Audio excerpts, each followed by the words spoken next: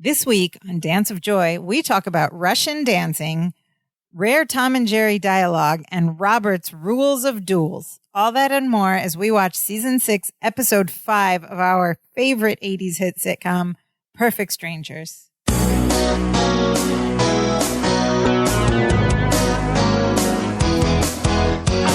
Hello and welcome to Dance of Joy, a Perfect Strangers rewatch podcast. My name is Sophia. I am your host, and I'm joined as always by your other host, who is also my brother. What's up, Imran? Hi, I'm brother, host, cousin number 2, Imran. Brother, host. Nice to meet you, listener. I'm good, sister. You know, this week's episode reminded me of all the hours we spent in the summers watching game shows back in the day. Oh, we watched a lot of back in the shows. 80s and 90s. And it's funny to see, like, now they're kind of coming back. They're prime time, and you have, like, huge stars hosting them. Yeah, but sometimes you feel old because I always have in my head, and I say out loud in many situations, I'm always like, big money, no whammy, stop. But like stop. increasingly, Yeah. the people around me have no Like, what are you talking idea about? what I'm talking Unless about. you have the Game Show Network on makes cable. me feel That's very press your luck, old. people. Yes. No whammy, stop. Big money, no whammy, stop. And really, the only game show I wanted to be on was like Nickelodeon's Double Dare because it looked like fun and get slimed and had to slide into like pudding and whipped cream. That looked Come on, really fun. that was great. Really fun. But there was most of the game shows were clean and there was no food involved. This week's episode is named after a popular game show. We're talking about Perfect Strangers Season 6, Episode 4, and the title is Family Feud. It's time to play the feud. Dun, dun, dun, dun. Yeah. Dun, dun, dun, dun. Of course, probably. I mean, Family Feud is a term, but Family Feud, the game show, has been going on for many Family years. Feud is, I feel like it's the game show. I don't know, maybe. Oh, no, I guess. It's also the thing, just like New Kid on the Block. Feud between two Family Feud is the thing. The Capulets and the Montagues, the Hatfields and Jets McCoys. and the Sharks. The Jets and the Sharks, there's always feuds. But Family Feud, of course, show first originally hosted by Richard Dawson, who would kiss all the women. Ew. Just unashamedly, when you could do that on TV. Ew. And then Louis Anderson was the host for a while, and now... hilarious Steve Harvey. Steve Harvey. It's actually, I catch it once in a while. It's really funny. He is so funny. Yeah. His reactions are great. He has like a very expressive, comical face. Yeah, his face is like a cartoon. Yeah. It's just big blocky shapes moving around to make you laugh. It's great. Really funny. Yeah. Louis Anderson also, fun fact about Louis Anderson, what is it? He was originally supposed to play Cousin Larry Appleton. There's an unaired pilot featuring Louis Anderson and Bronson Pinchot. They decided like the chemistry wasn't right or something like that, and thank goodness. Maybe next season break special will go over that pilot, or if there's some reports of it, or what actually was, or try to find it. I would love to see it. I wonder if it's out there. Somebody could tell us. Somebody tell us. But if you were to open the TV guide this week and read the description, it would have read, Larry is drawn into an age-old family feud and a Mepposian duel by criticizing the eyebrows of a visiting cousin. Oh, seems to not. I don't think that's accurate. Anyway. Well, I don't know. They're from TVGuide.com. Yeah. I'm getting these subscriptions. Who knows if anybody's paying attention over there? They just write things. It's probably AI generated at this point. We have a very small and intimate cast this episode. They're tiny. They're like 2 inches high. They're tiny, minuscule cast. We have Bronson Pinchot and Marklyn Baker as Balky and Larry, and then one extra guest cast as the opponent dueling opponent. Duolingo, as your Duolingo. Duolingo. Okay, this episode aired October 26, 1990. And it lives forever, always on Amazon Freevee, currently in 2023. Fingers crossed that it's always. You can binge along, watch everything on Amazon Freevee for now. For now, and hopefully forever. Okay, let's get into this episode. We're in the basement of the Chicago Chronicle where our cousin duo works, right? And we have a wide shot of the entire basement, and we see in the background that like there are workers, and that upstairs part of the basement part of the railing has been removed from that landing. Yeah, these are probably important details they're showing us, right? Yes. It's right where the girl pulled the sprinkler Right. last episode, that episode. That's right. The whole railing is gone. The railing's gone. There's guys moving it away. There is a bucket on a rope that is with being a pulley. pulled up Yeah, to like a guy there's up some on the balcony. work being done on Make that note railing. of all of this, viewer, Yes. is what they're saying. And like the men are carrying that section of the railing out of the basement. And then we go to Larry, who's at his desk. He's like cleaning up a stack of papers. He rings a little desktop bell, ding, and he goes, copy. Wait, what is all this? Why is he doing this? What does Because this he mean? likes to think he's a more important big deal And reporter. not in the basement? That he has like It was like a people copy who boy. work under him, copy boy, copy girl, whatever, to come and like take it from his hand and run it to wherever. And he is of course at a desk alone in a basement. He goes, copy. Nobody's and there. holds it up and like nobody comes to take anything. It's Like not- it means he's just finished an article. He's Okay. wrapped up. You see him cleaning up his desk. But you're not up in the big leagues yet, Larry. But what we do get is we cut to Balky at his mail table and bent over in anguish, making a sad sound. He's sobbing a little So bit. he's crying and bent over from sadness, I guess. Like head buried in his hands. And Larry goes over to him and like taps him on the shoulder, which startles him. And then they both scream. They're like, ah. And then we see his face. He's wearing dark glasses because I don't know. He's been crying for a while. This is like a very like flimsy, Kind of a clumsy way to get into the plot, but they're just going to force it right in. Let's go. Exactly. What's the plot? Larry's like, you've been moping for 2 days now. What is this secret that you won't tell me? Oh, so, Balky's okay. got some secret. That's been giving him pain and anguish. By the way, his shirt is wide open. This whole scene features lots of Bronson Pinchot chest hair. Yeah. It's a thing. And Balky's like, I can't say anything. And Larry's like, obviously, there's something bothering you. We're going to talk about it. Balky's like, no. Larry's like, yes. And then Balky says, wild pigs couldn't drag it out of me. It's supposed to be wild horses couldn't drag me away. And Larry tries to get Balky, and then Balky says, and that's vinyl. Instead of final. That's pretty funny. Wild pigs, and that's vinyl. Yeah, some fun wordplay. Well, now, so Balky walks away, and now Larry, smart Larry, remember he used to study psychiatry and sociology back, remember episode 2, he had those textbooks about he's going to try a little reverse psychiatry. From college, yeah. Yes, in college. He goes, Balky, it doesn't matter. I know everything. And Balky's like, what? How did you find out? For it right away. Yes. And Larry's like, you didn't think you could keep something like this a secret, did you? And yes, Balky just falls for it. He says, oh, cousin, it's a relief. You're right. I was a fool to think I could keep the feud a secret. Oh, what? And Larry goes, a feud? Okay, so that's what's going on. And Balky says, especially one that's 500 years old. And Larry goes, a 500-year-old feud? And Balky says, and particularly one as celebrated as the feud between the Bartokomuses and the Botulitises from Skeptos. Oh. Botulitis is from Skeptos. And Larry is doing this parrot thing. A 500-year-old feud with the Botulitises from Skeptos? And Balky's like, well, of course, who else could the feud be? And Larry's trying not to let on. He goes, oh, yeah, no, of course. Who else? Who else would you be feuding with? And Balky lets him know Zoltan Botulitis. Zoltan will be there Friday night to fight the duel. And Larry's like, a duel? You're going to fight a duel? Balky goes, cousin, for someone who seems to know everything, you seem surprised. You seem shocked. You seem like... And then it hits him. Like a person who tricked Balky. Yes, I tricked Balky. And that he tricked him. Yeah. That's how he found out what's going on. So kind of like a weird intro to this. That's how the audience finds out what's going on. So I'm glad he tricked Balky. It's necessary. But Balky does not want Larry to get drawn into this feud. Yeah, he says, you have Balky's Bartokomus blood in your body, beating in your heart. Very nice alliteration. When he says beating, he grabs his shirt, pumps it up and down. Yeah, and then he goes coursing through your veins, and he grabs like his neck skin folds. The side of his neck and pulls it out. Pulls them out in a beating rhythm again. It's hilarious. Very funny. At which point I did it to myself because I'm like, how is there so much skin? Oh no, everyone there? has a lot of neck skin. You'd be surprised. I don't think his looked, he pulled it out real far. He's stretchy. Mark Lindbaker is stretchy. Yeah, because he doesn't have a chin. But Larry, of course, thinks this is ridiculous. And he tells him, you can't fight this duel. It's cruel. It's savage, primitive. So he's just demeaning Balki's culture. But he might be right because this is kind of crazy. But Balki assures him, cousin, this one has rules and strict limitations. He says it has a strict set of rules that give it an odd elegance. So he means it's not primitive. This one's not primitive. Yes. He says, first we do the basic ritual crowing.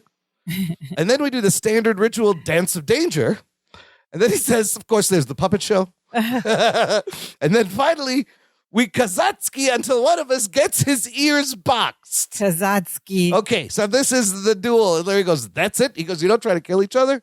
And the Balki goes, of course not. Don't be ridiculous. That would take all the fun out of the puppet show, which is kind of a funny tag. I want to talk about this word Kazatsky because it comes up. They use it later. Kazatsky. Well, let's go through this whole this whole feud, right?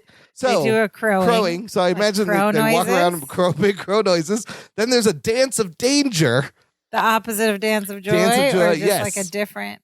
Then there's legitimately a puppet show in the middle for just to break things up, I guess. Kazatsky until one of us gets his ears boxed. Kazatsky. Okay, what does that mean? They keep using it. So like as you hear it, it just seems to suggest like we get into it, we rumble, whatever. Yeah. But then I kept thinking about Kazatsky. I was like, is that somebody's name? Is that some reference to something? Sounds like a car dealer. Kazatsky cars. Kazatsky turns out to be the name of, it's probably after a person, but name of that, you know, that Russian dance where people like go down into squats and then kick their legs out? Like in Fiddler on the Roof in the parlor. Hey, that kind of thing.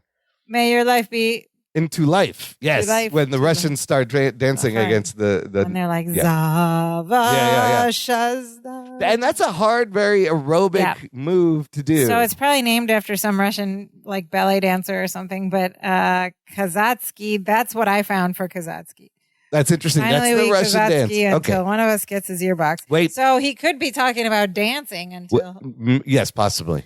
We'll get to the ear boxing in a section because that's also very interesting. Okay, so we cut to a little bit later. Maybe some days have passed. We're back in the apartment. It's nighttime, and Balki is cooking. He's in the kitchen, hard at work, cooking up a storm. He's got a tray of these like pastries. Describe these things. They're like it's like a tray of boobs, just like on the tray. Like pink frosted boobs, nipple boobs. Well, but they're like round puffs with a little brown like thing rice on top. domes, sort of. The pink is very flesh colored, and they're large, and they're they're like frosted in rows. There's 12 of them. Yes, it's a very odd looking. So he's preparing some muposium. What is something, this?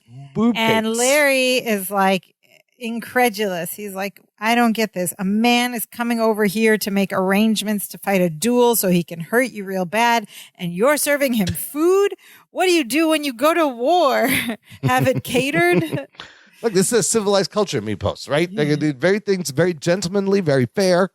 Balki tells him Zoltan is our guest. Yeah. We have to treat him with respect and courtesy, and he carries the snacks over.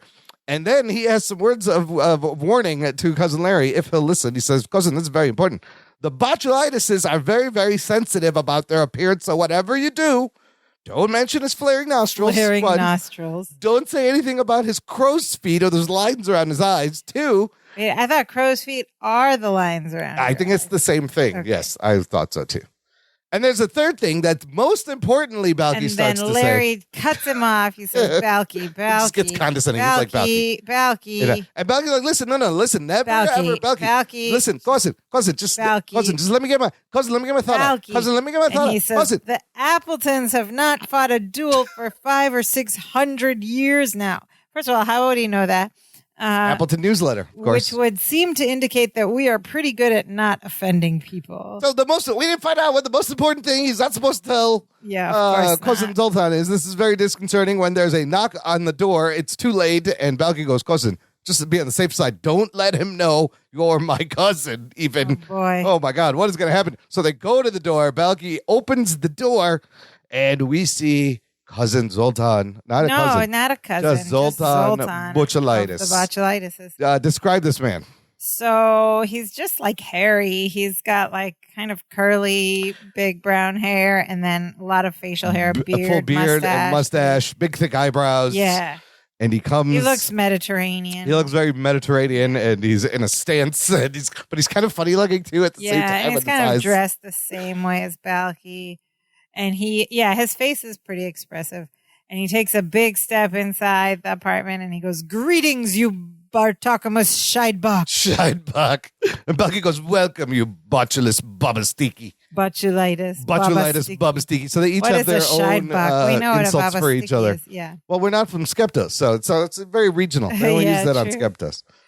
And then they synchronated big, like dramatic, kind of marches, stamps down, straight-legged marches. And then they stamp their feet down to the middle of the living room. And Balky goes, "Make yourself comfortable. My home is infested by your presence."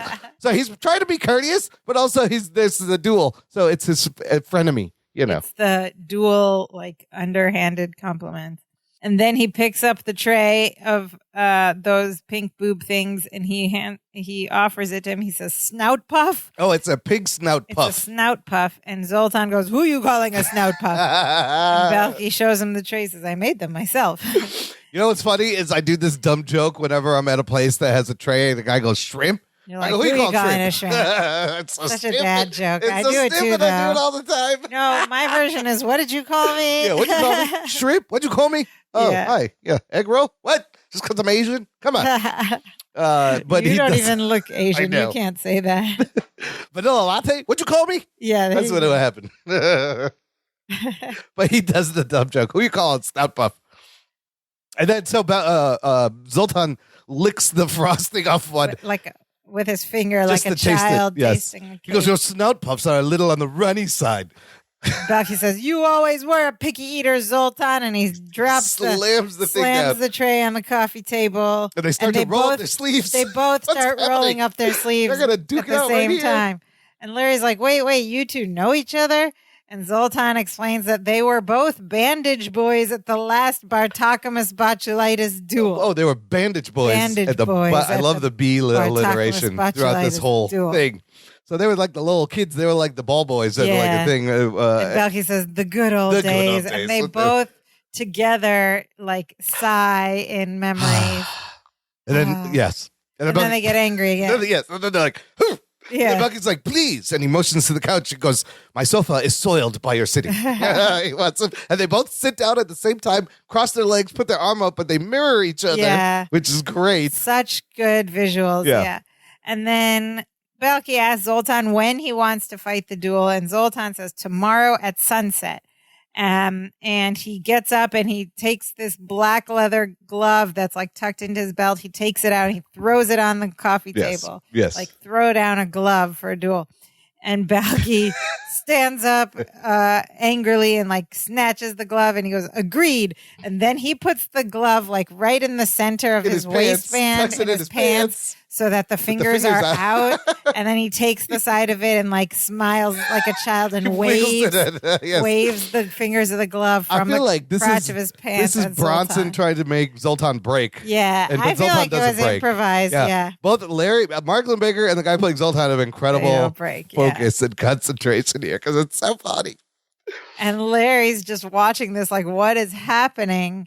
And then Zoltan and Balky, of course, there's a ritual to seal this agreement. Yes, they kind of have a secret handshake, like a special. How are you going to explain this? This is hilarious. So first they like knock opposite forearms and then snap their fingers. Then they do the other opposite forearms against each other and snap their fingers. Then they do like a high 10, high five. They do high fives, high tens. Then they like face the audience and like do that like break your legs move. Wiggle leg dance. Now break your legs. Yeah. Now break your legs. They have their gloves in their hand. They get the gloves and they turn to each other. The wiggle knee dance. And then they turn to each other and slap each other in the face. And then they pop their mouth with the glove. And then there is a they pop their mouth. And they both sit down, all coordinated, synchronized, choreographed nicely. And then Balky says it's a done duel instead of a done deal. And Larry's just like, wait a minute. What is happening here? Wait a minute. You're going to go through with this? He goes, 2 grown men fighting like children? And Zoltan is like, why is this person here? And he says, he's not related to you, is he? And Larry's about to go tell him what he is, and Balky's like, cousin, let me handle this. Balky stands up and goes, Cousin Larry's just a friend. And then he because it just blew covers his mouth when he realized what he said. That's not good because Zoltan's like, what? A cousin? He's a Bartokomos. And Balky's like, no, just barely. Much like Tito is one of the Jackson Five. Well, this was a running joke because Tito never made it in, right? Until later he was. No, that was Randy. Randy came at the end. Oh, Tito Randy was always the one. in the Jackson Five. Not everybody's favorite. They just pick on him, but Tito was absolutely always one of the Jackson Five. Oh, so she was the one nobody liked, probably the least. All the girls liked him then. Yeah. But Larry's trying to talk some sense into them. He's like, I don't know what this is about, but you'll see, there's no reason to fight a duel. And then we find out what it's about. Oh, what is this duel about? No reason. Your thieving Bartokomous ancestor sold my trusting ancestor an antisocial, nearsighted goat who led the rest of the flock over a cliff to their death. Oh, boy. That's what this is. Okay, an antisocial nearsighted goat and killed all the sheep, I see. And Balky says, that's so funny. He just a goat that can't see just went over a cliff. But killed the rest of the goats, not sheep. Yeah. But Balky says, I beg to quibble with you. Smacks him on the back of the head with the glove, too. He says, that goat was not nearsighted. He was depressed. Oh. And he committed suicide because your insensitive botulitis ancestors ignored his little goat cries for help. And then he does a little goat crying, help. That's really funny. And then Larry has to break it up. He gets in between them and goes, so 500 years, there was a horrible goat tragedy. It's time to let go. That's kind of funny. One side says, your goat that I bought couldn't see, and all the goats followed him off the cliff. On the roof. Yes, he was 12. He was 6, and the other side is, no, you just didn't care for this goat, and it was depressed, and it committed suicide, and just all the goat happened to follow him like lemmings, I guess. Yeah. Whose problem is it? He was 12. So Larry wants them to let it go, and Zoltan will not. He's not down with this. He goes, we will never reconcile with a family whose dishonesty stretches as long as their noses. Oh, this is a dig on the Mimposian nose. Here comes the roasting. The Mimposian nose. Some good roasting coming up. Yes. Balky says, we will not be insulted by a family whose honor is as small as their loincloths. Yeah, and then he raises his hand as if he's gonna smack him in the groin. He's gonna give him one of those you did to you boys in high school. He's looking at his crotch and he's about to smack him. And just so funny. You see Zoltan braced for this and looked down oh my god, he is about to do that's what we did back in high school to each other. I wonder if that was improvised too. Anyway, it's small as their loincloth. Oh my god, but Larry so funny. Larry's hold him. He's listen to the two of you. Nobody breaks though, and you can tell somebody wants to break, and start laughing. He's like, your feud is nothing but a bunch of silly insults. You're fighting about how you look. And he's like, now I wouldn't fight a duel if someone said I was short. Balky's like, of course not. You'd be fighting every week. He's short. Larry's short. And then here's another example as he steps over to Balky. He's like, Balky, you wouldn't fight a duel with me if I said that your feet were so big they came into the room 5 minutes before you did. And Zoltan laughs, and Balky's like, I have big feet. And Larry's like, no. He goes, but then he looks at it and goes, well. He's like, no. And for 1 second, he's trying to say he is. But you wouldn't fight a duel over it, right? You wouldn't fight a duel over it. And Balky says no. Right. And then, of course, he's got to have a third example. This time to Zoltan. Zoltan, you wouldn't fight a duel with me if I said that your eyebrows look like a fur headband. And Zoltan goes, what?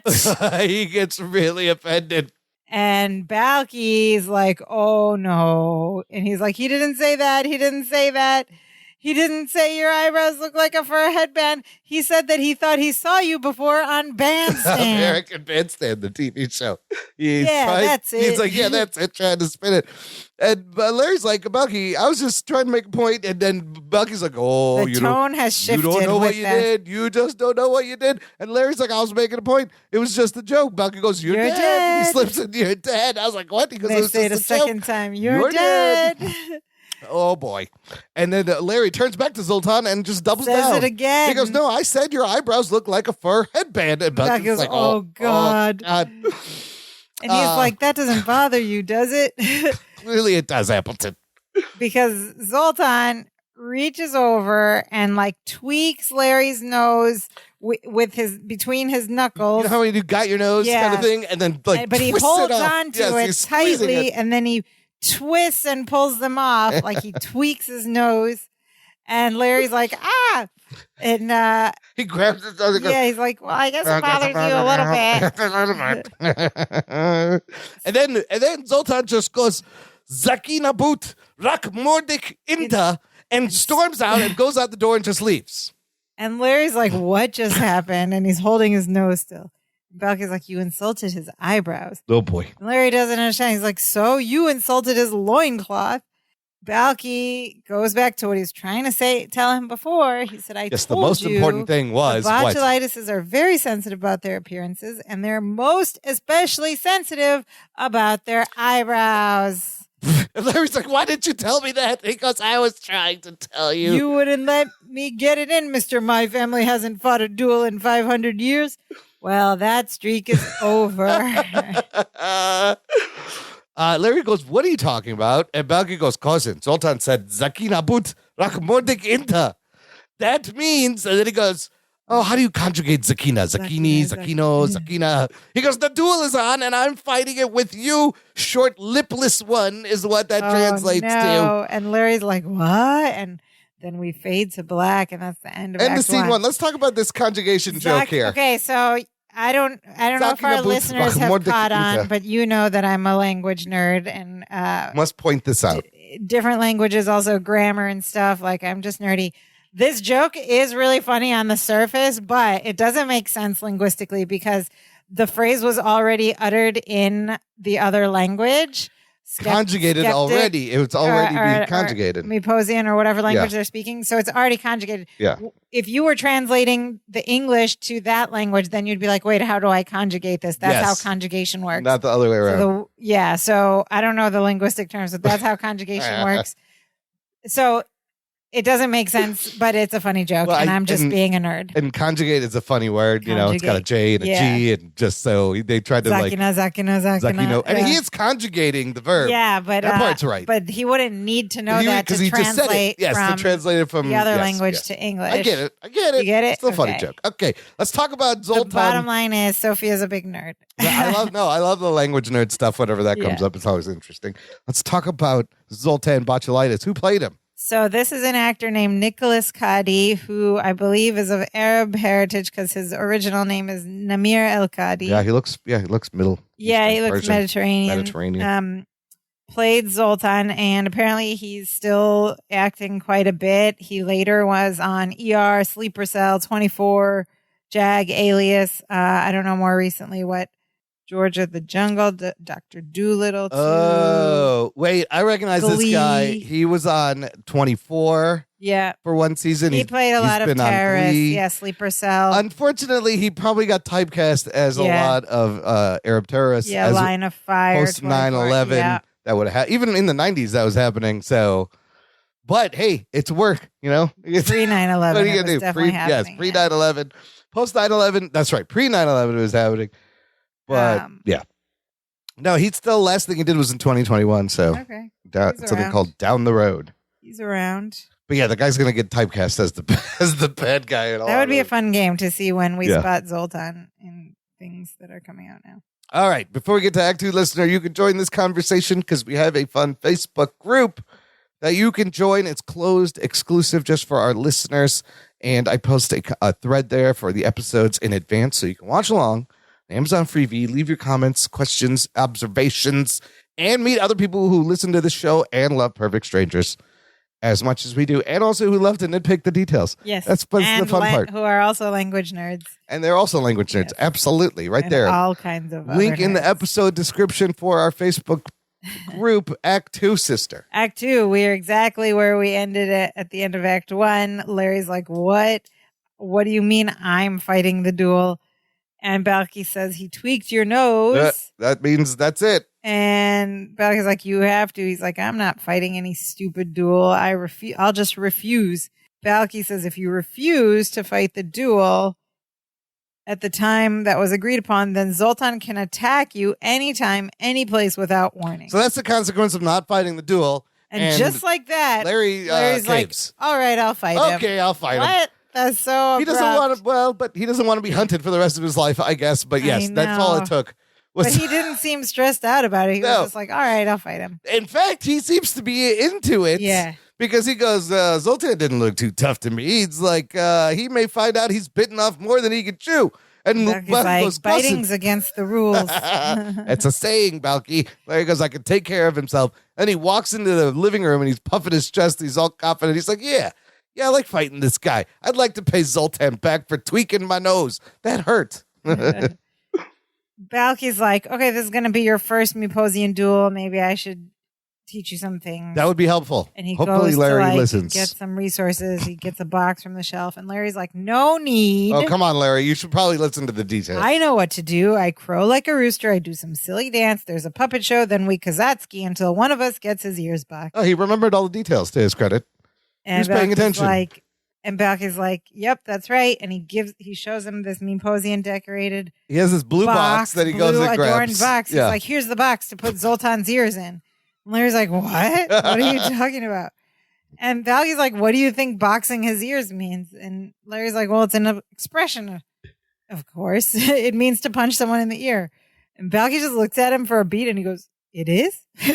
On Mypos, it means to cut off someone's ears and put them in a box. This is a violent Myposian tradition. And he opens the box and there's two like ear-shaped holes to place them perfectly. And Larry goes, "Oh my lord!" Wait, this part caught me off guard because what did you mean? What did you think they meant when he said to Kazatsky until someone boxes their ears? I thought it meant boxing. I know the expression boxing your ears. Yeah, like you punch them on both sides. But at the same time, it's kind of like a move to like affect their balance or hearing or something. Yes, to distract them or get them off guard. Yeah. So that's what he thinks the duel is. But of course, Mypos is literal, and I should have saw this joke coming. Yeah. And it's literally they have to cut their ears, the other person's ears off, put it in the box. Put it in a box. That's hilarious, actually. Get your literal Myposian cultures. I wonder how that came about in the writing process. That's like because that's kind of dark and and it's like violent. Two different jokes that they're bringing together. Anyway, we cut to the next scene, and we're back in the Chronicle. It's maybe the next day. They're at work, and Balky comes in, and he's got some stuff. He's holding some stuff like this scroll with tassels. He's got a scroll. On it. And he said, cousin, your worries are over. Mama paid a visit to the Scroll-mobile. The Scroll-mobile. And she sent me Robert's Rules of Duels. Who is Robert? It's his Robert Baratheon from Game of Thrones. Why isn't it a Myposian It's just Robert. name? Robert's Rules of Duels. And he goes, I'm sure there's something in here. Be alliterative with rules? Robert's Rules of Duels. Just Robert. Yeah. He's looking for something to help disqualify Larry. But I just picture Balky's mama going to the Scroll-mobile. It's like a big Zordak, donkey cart. Give me the Robert's Rule of Duels. I got to FedEx it over to Balky. Balky? And then he throws that one part of the bottom part of the scroll across the room. It's really long, and he starts reading it. Unravels. This is a long scroll. Lots of rules in Robert's Rules of Duels. And Larry's like, that's not needed. I'm not fighting a duel. And here he goes, being Larry. Unlike Mypos, this is a civilized country. Oh, is it, Larry? When someone threatens to cut off your ears, you do the civilized thing. You call the police and have them deported. Oh, you pull a Karen on them, I see. So it's so long, Zoltan. Yeah, Larry's going full Karen. He's just going to have them deported. He's just telling on Larry's a Republican. Actually, he does seem like a Republican. If it was now. He's fiscally conservative. Yeah, he probably fit in that box there. If this was, present time. Even so long, Zoltan. And then he grabs his jacket. He's like, let's go to dinner. Now, this statement made me think that he had already called the police. Yeah. But he hasn't because they grab their jackets. They head out toward the garage. We see them exit. Yeah, funny Then bit. we see them backing up back into the basement because Zoltan is in front of them, caught them on their way out, and he pushed them back, walked them back in. Zoltan said, just as I suspected.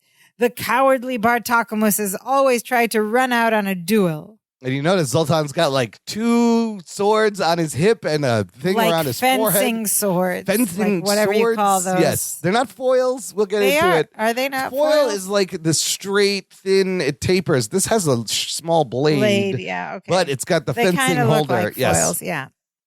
So Larry runs away, and Balky's like, oh, yeah, if Cousin Larry was a coward, he'd be calling the police right now. And we cut over. Of course, Larry's at the phone going, 911, 911, just repeatedly dialing 911, 911. So I guess he didn't call the police and have him deported. It was too late. I guess so. I guess not. But then he still doesn't call them because Zoltan pulls one sword out of its sheath and like cuts the line in a swift from the like, phone. This is corded phones, people. They didn't have cuts the cord. Yes, yeah. they didn't have wireless. Yeah, it wasn't mobile phones. It was a corded phone, and now communications are cut. And also conveniently, there's nobody else, no other Chronicle employees around in this entire basement. Yes. Oh, yeah. This whole time, nobody else is around or noticed any of the. And they make a lot of noise. Anyways, Zoltan throws Larry a sword and goes, prepare to defend yourself, Bartokomous Pukiliki. Pukiliki. And Larry grabs the sword and he's like, wait, don't I have to crow like a rooster first? Bucky says, oh, Zoltan, you're going to love this. Cousin Larry does a terrific rooster. And then he's like, go ahead. And then Marklin Baker crows like a rooster 3 times. It's really awkward and funny. Well, and you know what? Zoltan's not going to crow. He is wants some blood as he goes, my blade thirsts for your ears. And there's like, oh, no. And he says, and he waves the rest of the preliminaries. Oh, you can do that? I didn't know you could do that. And Balky says, Larry's like, can you do that? And Balky looks at the scrolls. He's like deep into these scrolls. He's like, I think so. The rules. No, he says, I'm afraid so. And then Balky's like, boy, you really know your rules to Zoltan. And Larry's like, wait, what about the puppet show? Yeah, what about the puppet show? And they don't answer this. There's never an answer. But at this point, Zoltan puts on this like Zorro type mask around with holes for his eyes. It's like a black band just around his eyes up to cheeks, right? And you could still see his beard. It covers underneath. his nose and his forehead, and it's got holes for his ears. Yeah. Also, his ears stick out. And Bucky goes, "Oh, nice ear extensions on the mask." He pulls his ears. He goes, "Thank you." And then Zoltan gives them a minute to gather their puny Bartokomous nerves. And the two, Balky and Larry, like run over to the other side. And Balky's like, just try to stay away from him until I can find a loophole. He's still going through these scrolls. And Larry's like, what? I don't know if I can. And Balky's like, yeah, of course you can. Zoltan might not be very good with the Kazatsky. Oh, he's not good. The Kazatsky is the sword, I guess, then. And Larry's like, you think so? And Balky says, no, the Botulitis has invented the Kazatsky. But sometimes the skill skips a generation. So he's really good at the Kazatsky, which is apparently this sword or whatever activity you do with this sword. And maybe also a Russian dance with squats and kicks. At that point, Zoltan screams, "En Kazatsky!" Kind of like Kazatsky. en guard when you're dueling and with fencing. Because En Kazatsky, and Larry turns to face him, and then you see Zoltan just step forward and make a bunch of swishes go. Yeah. And then Larry turns around, and what has he done? He has cut his initials into his shirt and cut his tie in half. ZB. It says ZB, and Bucky goes in cuts. Yes, in cuts, all cut, and Larry's just standing there, and Bucky's like, nice slashing, Zoltan. Larry's like, Bucky, find a loophole. And then his shirt's all cut up now. It's great. They start to It's so cartoony. That's what happens in a cartoon. Speaking of cartoony, you just made me remember something when you said On Guard. Do you remember the Tom and Jerry? Yes, oh my God, we have the same memory. Yes, it's the Tom and Jerry where they're dueling. Yeah. And Tom, the cat, we also used to watch a lot of old school, like the classic original Tom and Jerry's. Yeah. And in this cartoon, there was a sequence, and every time Tom would pull out this foil and point it at Jerry, the little mouse, and go, "En garde." Yeah. And then it's happened over and over again. They were like En French. garde. They had like French accents. En garde. Yeah. And then at the end of the sequence, like Jerry's just refuses. fed up. Yeah, he He's refuses tired. to- I don't want to yeah. do this. And Tom jumps out and goes, "En garde" again. And then Jerry goes, on guard, on guard. Phooey. And he throws it down and he rocks away. I remember that distinctly. I love this. I love that you remember too. Oh my God. And he like three sarcastic Yes. on guards and he goes phooey and drops the sword. Listen, that is just as classic as when they freeze the kitchen floor and turn it into an ice rink and they have the jello making the lights. Those two. But I definitely remember this moment. I don't remember the names of my teachers or friends in school when I was little, but I remember the exact Tom and Jerry dialogue. Yeah. Because they didn't talk that much. No. And that was crazy that he actually said that Jerry said words. Yeah. They never talked. And it was one of the very few times. They never talked. But it was perfect. Oh, God. Those cartoons were so Mel Blanc? good. It's probably Mel Blanc. Phooey. All right. Anyway, back to... And it's on the Kazatsky. Now it's botulitis interminiki. Botulitis interminiki. And he starts the duel. Yes. And he runs after Larry. Larry's running around through this basement. Now, here comes a whole huge sequence of fencing and dueling and physical comedy. Larry's running around the basement. Zoltan's following, chasing him. He tries to open the archives door, but it's locked. Zoltan corners him and goes, aha! But then Larry pushes that, that like coat rack thing at him and he runs away. And then he runs behind one of these like metal posts. It's the post that's holding the balcony in the back of the room. And Zoltan lunges at him. Yeah, but he can't get him. He hides behind his pole. And jumps Zoltan on the pole at one swings his sword and hits the pole. And then they're like doing this little choreographed like dance fight thing. It's really fun. And then Larry jumps on the table in the back. Yeah. While Balky is still looking for rules and Zoltan is taking swipes at them and they have to pause to duck and back away. Yeah. Because Balky's like, Cousin, I think I found a rule that can work for us. He goes, once you get your blood spilled, you get a free penalty hat. And Zoltan swings again. Balky ducks. Everybody duck and Larry jumps. And he's on the table. He's like, that's not good enough. Find a loophole that doesn't require blood. And then there's still more lunging and ducking and swinging. Larry jumps off the table. They're running around. And then Balky rings the desk bell that Larry rang earlier. Ding. He goes, that's it. And Larry's like, oh thank God. And he's like, okay, good, Zoltan, good, clean fight. No hard feelings. And he goes to shake his hand. Zoltan refuses his hand. Balky comes over with this like rolling wooden desk chair and scoops up Larry and then brings him back over to his desk. And he has one of those water bottles with a straw, like in a boxing match that they give to boxers. He corners him and goes, that's just round one, as he shoves this water into Larry's face. Puts water in his face. He's pouring water over his head. That's just round one. And he goes, don't worry. After 750 rounds, it's declared a draw. And before Larry knows what's happening, they ring the bell again. And ding, round two begins. And he throws Larry back out there. And he's like, can he do that? Because Zoltan was the one who rang the bell. And Balky goes, well, we'll appeal it. And then Zoltan says again, on Kazatsky. And Larry's like, no. And now they're being chased around the table. Again. They're ducking around things. He goes back into the back behind, behind the mailbags, running back to the middle of the room. Zoltan's just pursuing, and they're just running away. They haven't fought back yet. Then I love this little sequence where Balky's looking for rules, and Larry's actually defending and holding his ground. Zoltan gives him one swing, and Larry blocks it. Chink! And then he turns to look at Balky. He's like, huh? Look at that. And then he turns back, and then it's two times. It goes, chink, and chink. then he turns and smiles again. He's like, huh? Balky's not paying attention. He's like, hey, look at that. And then he turns back, and it's a longer parry. It's like 5 or 6. Ting, ting, ting, ting, ting, ting, ting, and he blocks them all, and he turns at him and goes, what do you think? It's and so Balky's like, oh, good. You've got him in trouble now. Larry's like, what? He's like, yeah, he's trying to disembowel you, and if you die before he cuts off your ears, he loses the duel. Rule 27, paragraph 3. And then he like teases Zoltan by sticking his tongue out at him, which just infuriates Zoltan more. And Larry's like, what? I have to die to win this duel? Yes. Zoltan can't kill him.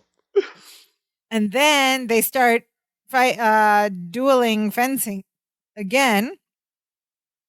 And Larry's like defending himself. We're hearing ting, ting, ting, ting. But then he gets backed up against the wall. All the way on like stage right. Yeah. Yes. All the way around. Right. Zoltan disarms his. Stage left. Well, their stage left. Yeah. All right. But Zoltan does a move and disarms his sword and throws it away. And he's got him at off screen. Oh, yeah. Like he's got him it off screen. He's got him at sword point and he goes, wave goodbye to your ears. And Larry's like, Balky.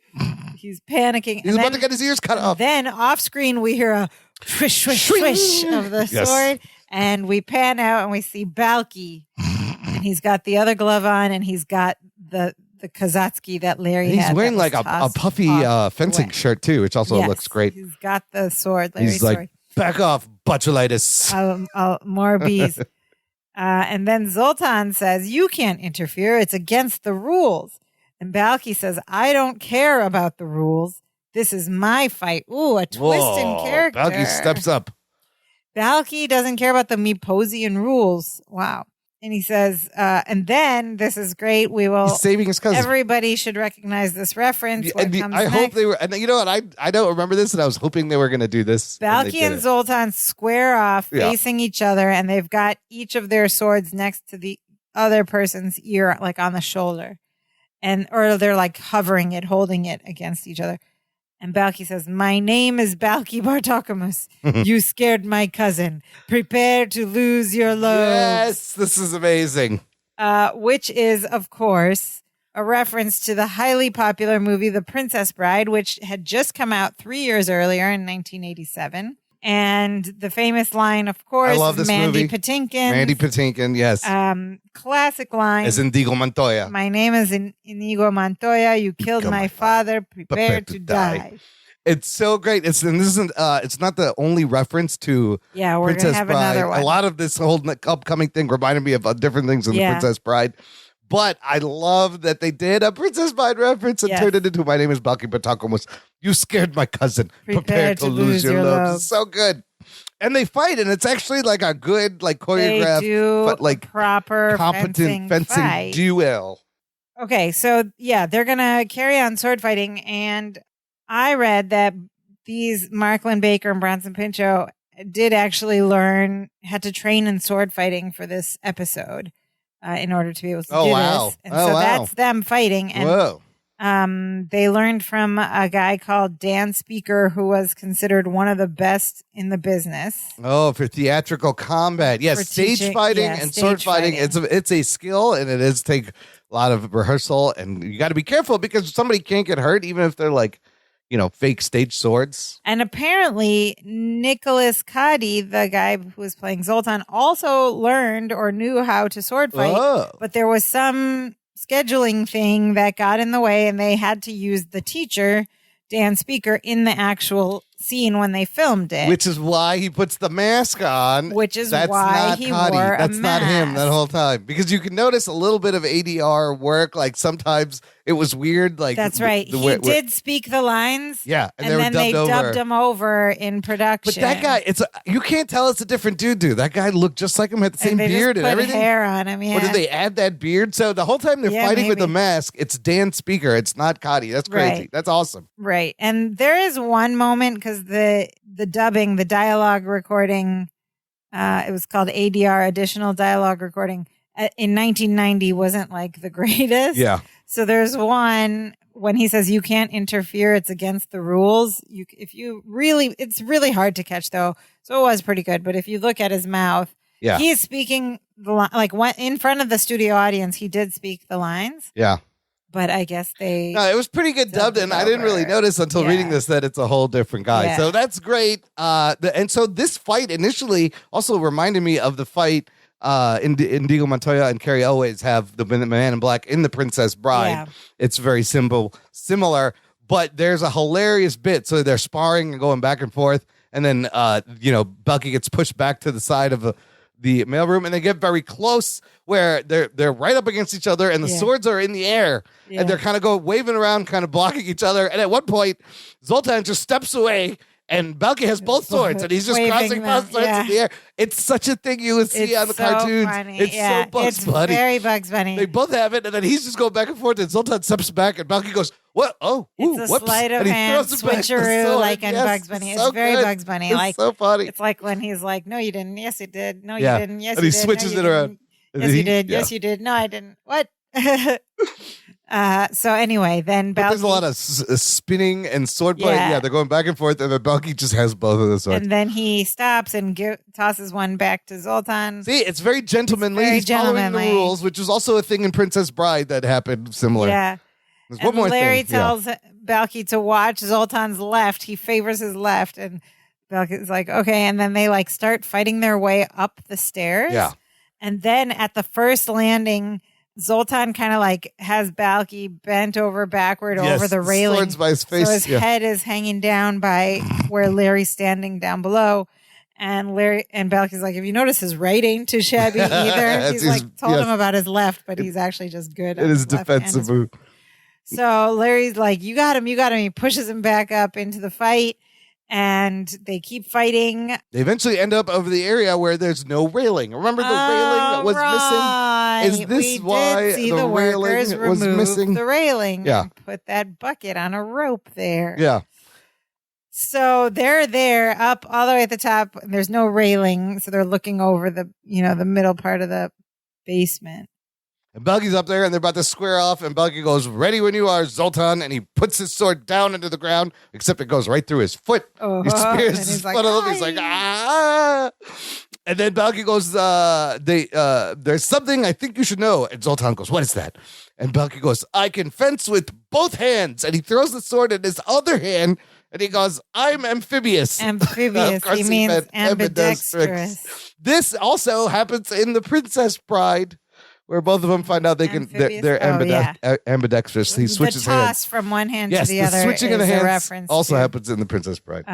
Princess Bride. Anyway, so they're fighting upstairs without a railing. Balki's swinging this sword over his head, and we hear a little break and crash. And there's he breaks a lamp over his head. Yeah, that's above him. I don't think he was supposed to do that. That was actually an accident. It's a cool looking stunt. Okay. I don't think that was meant to happen. It looks crazy. He was not supposed to. It just happened when they were filming, and they caught it, and the glass shatters. You can hear the glass shatters. See it fall. Nobody was hurt, but they kept it in. Why? Because they didn't have a replacement lamp available readily, back up there. And so the scene they kept in the original filming, so people wouldn't wonder like why the lamp was broken later in the shots.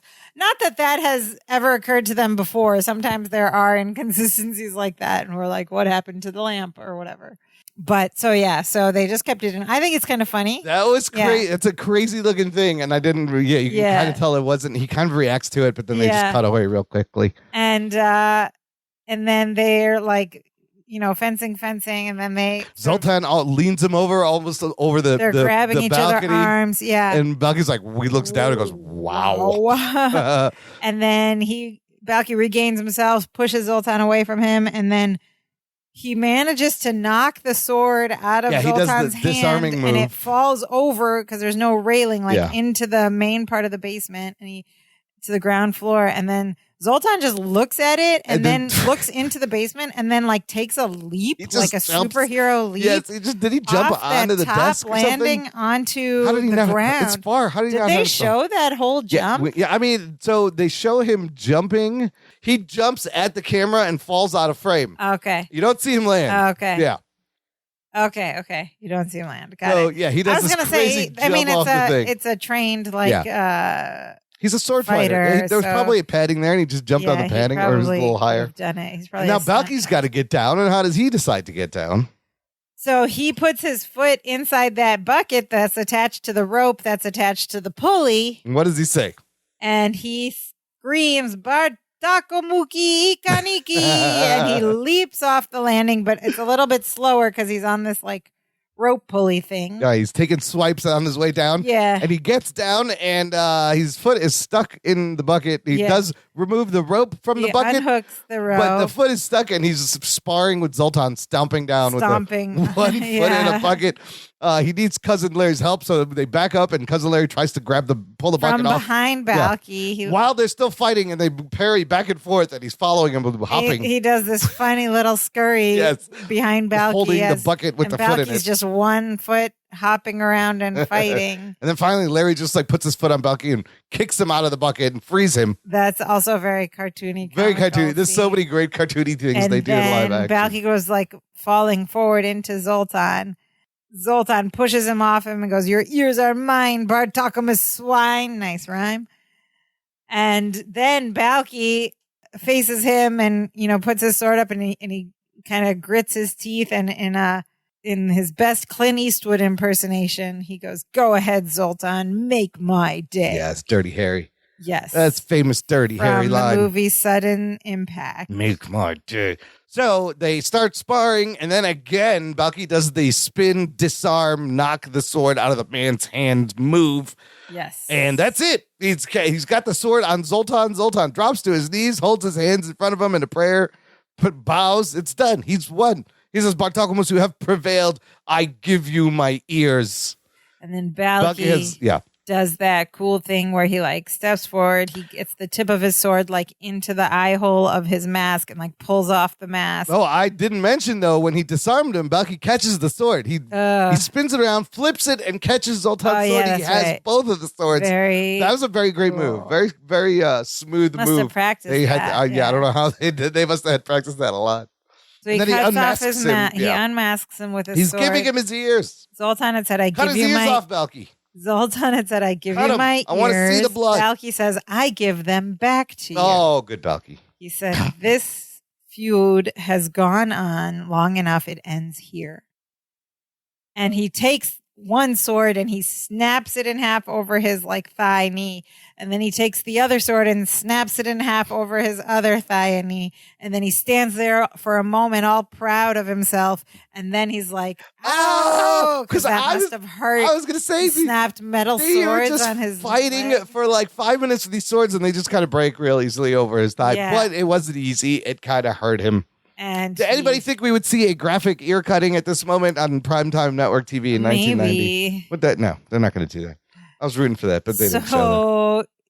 So then that's it. The Larry and Balky hug over. in relief. Balky has come out with a non-violent way to end this duel. Good for him. Yes, and we don't really. I guess we don't really see anything more about Zoltan. Did Zoltan get deported in the end? That's I still wonder. Did INS come rushing in? He never made right it. Afterwards? He never got to call them. ICE shows up and just carts him away and throws him in a Chicago. cage. Right? ICE is based here. Yeah. Anyway, we cut to the final scene, and it's later. Some point later, and we're in their apartment, and the boys are sitting on the couch. And there's a big like box in front of them on the coffee table with like hay sticking out of it. It's clearly a parcel from Mipos.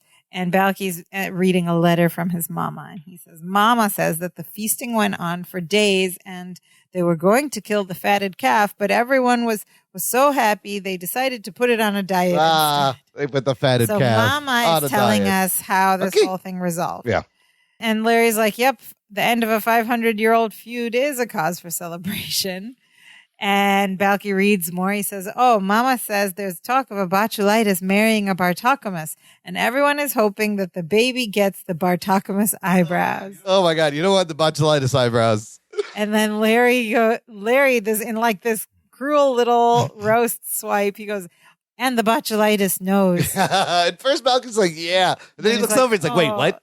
So now he's insulted his feet and his nose. Listen, the botulitis have bad eyebrows. The Bartokomous has got the big nose. That's okay. It could be a really either a gorgeous baby or it will have big furry eyebrows and a big nose. Yeah. You don't know what's going to happen. But I like that the botulitis and the Bartokomous are getting along. And we don't have any lesson time music in this episode, and we don't even really have a deep lesson, but this is like kind of, I don't know. So Balky says, cousin, thank you for showing me how futile the feud was. Alliteration. And Larry says, thank you for saving my ears. Yeah, he almost got his ears cut off. That would have been bad. And that's it. That's as much as we get of a lesson. Yeah. Like, we had a sword fight, and we learned it was a feudal thing. And then there's one last little joke. Balky says, oh, and he pulls out this box from the bigger box. Guess what Mama sent us to commemorate the end of the duel? A box of ears. And Larry starts horrified. going, and then he opens the box and he pulls out an ear of corn. And he goes, cousin, vegetables are your friends. He's talking about a box of ears of corn. And then we roll credits. Listener, check out some Dance of Joy merch on our TeePublic shop before we get into this episode. I got to let you know you can buy some t-shirts, some hoodies, cell phone cases, mugs with the Dance of Joy logo on there. We appreciate the free marketing when you go and talk to your friends about what you're wearing. Yeah. danceofjoypod.com/shop. Okay. We got any interesting things about this episode, sister? Yeah. Okay. So remember the pizza place outside their outside the apartment? Pioli's. Yeah, I see it in the shot all the time. Pioli's Pizza perhaps is named after Judy Pioli. Oh. Who directed this episode, and it was her first time directing an episode on the series. Nice. Judy Pioli. She's worked on the show before. She's worked on the show as a creative consultant on some episodes. And she, in her career, also wrote and directed episodes of Valerie, directed episodes of Family Man, Wings, Golden Girls. She also acts. She had been on Mork and Mindy, Happy Days. Oh, on Happy Days, she was, or on Laverne and Shirley, she was Laverne's arch nemesis, Terry Buttafuoco. I think I remember Terry Buttafuoco. So this is her first Perfect Strangers she directed, but she will direct more in the future. Nice. And even act as a guest star on an episode later in the season. And she has the pizza shop named after her. Pioli's Pizza. And another tiny fun fact was that, remember the little girl Tess who played Curly Sue? Allison Porter. She won The Voice. And remember how we Season talked 16. about they were trying to Cousin Oliver this? Yes, she was supposed to be a recurring character. Yeah. Well, they tried in this episode. There was actually a scene film in this episode with her. If you notice, when Balky's bringing over the snout puffs to the coffee table, there's like another tray of like crackers and cheese, and whatever the scene was involved Tess and this tray of crackers and cheese. Oh my God, that was going to be the only scene they were going to shoehorn her in there, huh? Cut out the scene. It didn't make the final cut, so we're just left with that tray. I remember talking about crackers and cheese. She was in another episode and got cut, so yeah. Sorry, Tess. And then after this episode, she's just gone. Like there's no more Tess. It didn't pan out. It's probably for the best. What'd you think about this episode, sister? I thought it was fun. I mean, I thought the setup was so flimsy. It's a little clunky getting into it, but once you get to the point is we're going to have a duel. A silly old duel. How do we get past this history? Rules. How many silly rules? How many? Can we get a scroll in there? You got another. Can we get Robert's rules of duels? Another Maposian character to come in and have fun. Or Skeptos. A skeptic. Those Skeptos. And then there was not something kleptos. else. Just like it was just a vehicle for a bunch of different gags, right? And some sword fighting.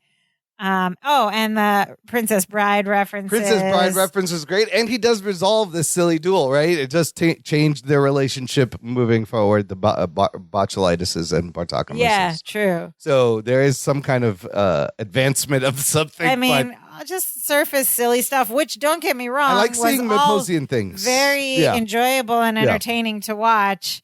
But in terms of story, there's like, not a whole lot there. It's very straightforward, but just 3 people in the cast. Yeah.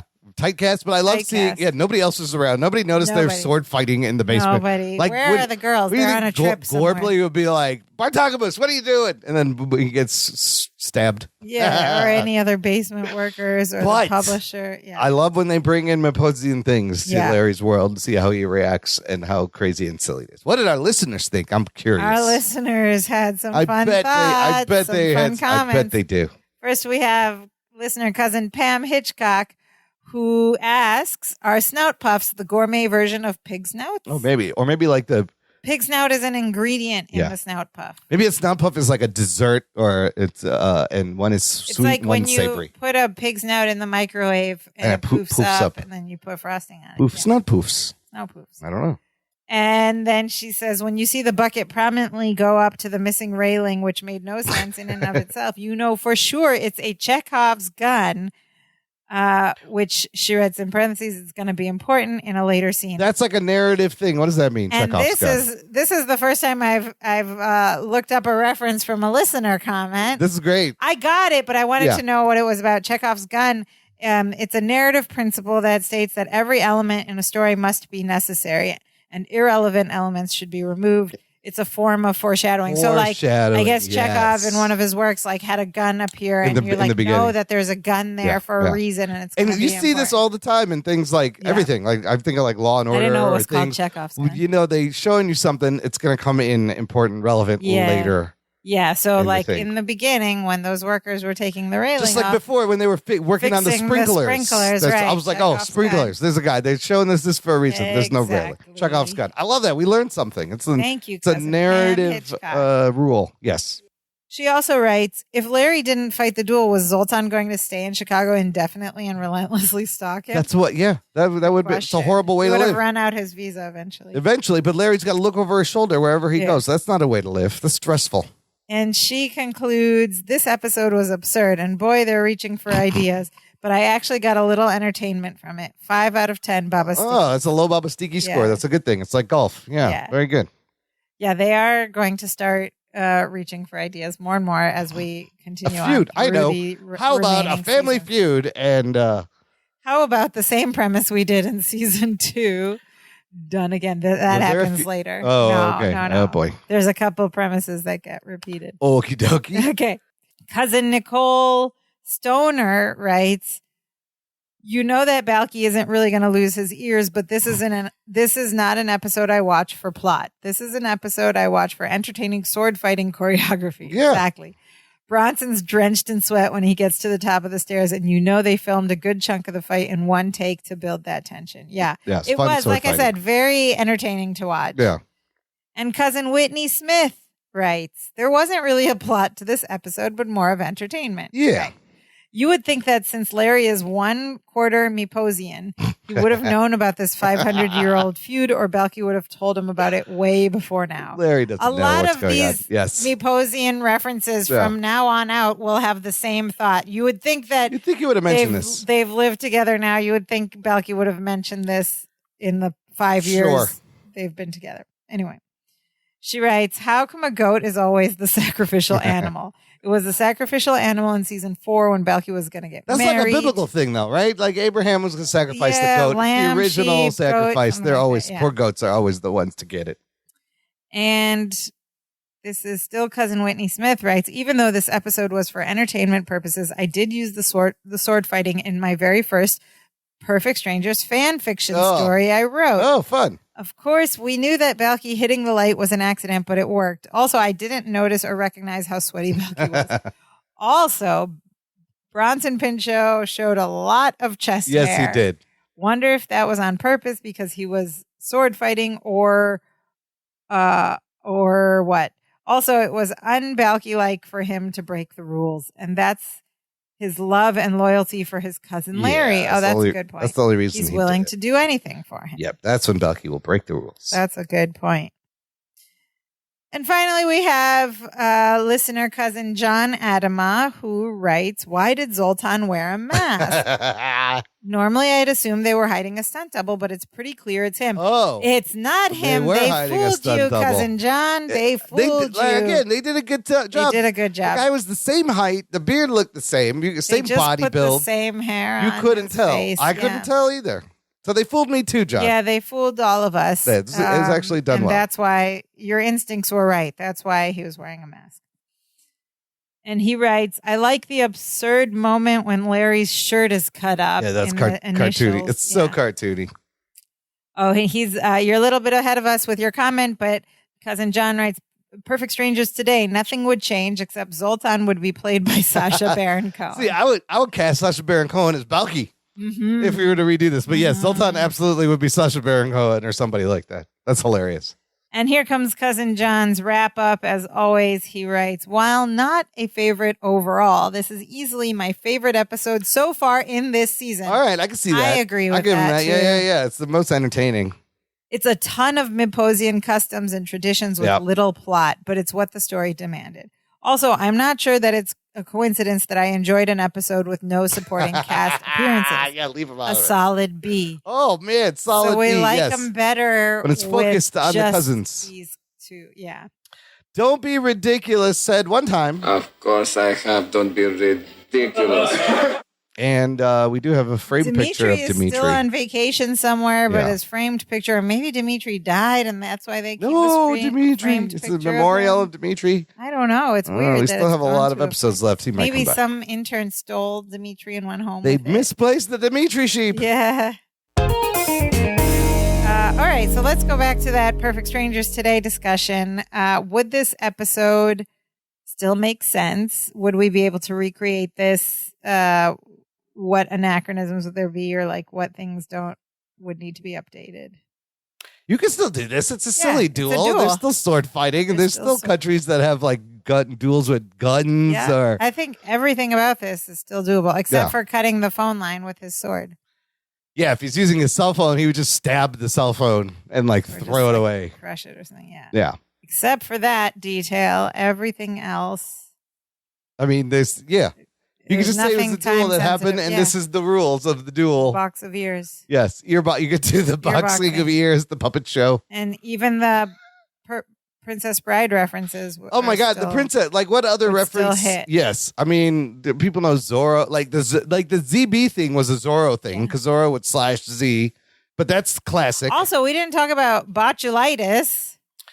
Botulism. Botulism. It's more of a Greek term. It's a rare but serious illness that causes the body difficult breathing, muscle paralysis, and even death. Botulism. What is botulitis? Is that an actual thing? I think they just was a play off botulism. Oh yeah, it's just botulism.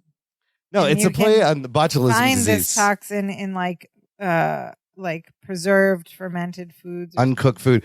You know what's funny? In high school, I did this Woody Allen play called God. It was a one-act play, I remember and all the characters, the names were similar. Like there was a character named Bursitis. There's I forgot the character I played. Like it was hilarious. All the Greek characters. It was about Greek characters. They all had disease names, which reminded me of that, the botulitis. Yeah, botulism. Botulitis. So, but that's still like you could still play on. You could have the same wordplay today. I think they were just looking for a funny sounding bee name to alliterate with Bartakamus. Yeah. So and then Bandage Boys. A lot of bee alliteration. Yes. So pretty good. Perfect Strangers Today score. You could do this. Yeah. Pretty high PS Today score. All right, that's it for this week. Join us next week when Larry will be challenged with some kind of tough assignment, and he'll probably freak out and overreact, and things will go crazy when he could have just kept it simple. Let me guess. Is that what's going to happen? In the meantime, though, listener, you can support this show with the few dig does you have in your pocket. Just visit our website and buy us a virtual coffee. It's like a virtual tip jar. There's a little bud in there, and all the support goes back into the show, keeping us staying positive until we get to the end of season 8. Help us out. We're going to need more and more support from all of you as we push through these final few seasons. It may turn into therapy sessions at some point. We might be angry by the end of this. I don't want to end this angry, so we're going to have to find the fun, joy. So help us through this, and you can also do that by visiting us on all the online spaces. First, you can go to our website at danceofjoypod.com, and there you can poke around. There's all the links to where you can listen to this podcast, where you can review us and rate us and like us and subscribe to us, all that fun stuff. You can also leave us a voicemail message. There's another button right on that main page. You can talk to us, tell us, give us ideas for how to make it through the end of this journey. Tell us if you've ever been in a duel before, or if you've had a snout puff. You can also email us at danceofjoypod@gmail.com, or find us on our social media accounts. We're on Facebook, Twitter, and Instagram. But Imran, what is the most important thing our listeners should do? Make sure you properly whip your snout puff cream until it's not runny. Until they're about stiff peaks. You want them at stiff peaks. That way it'll hold up on the plate. You should be able to put the bowl over your head without it turn the falling bowl over, and then your snout puff cream is ready to be applied. Now, the real important thing is to tell a friend, share the show, spread the word. We would appreciate it. That's right. Word of mouth goes a long way, and it's the easiest thing to do. Please talk about Share us. It with That's all we ever wanted. Yes, the talk next about person, us. before you have your next talk feud, about Dance of Joy. Recommend this podcast and then continue with the feud. Yes. It's time to play the feud. Dun, dun, dun, dun. Dun, dun, dun, dun. Oh, no, that's a different show. That's our show for today. Now we are so happy. We do the dance of joy.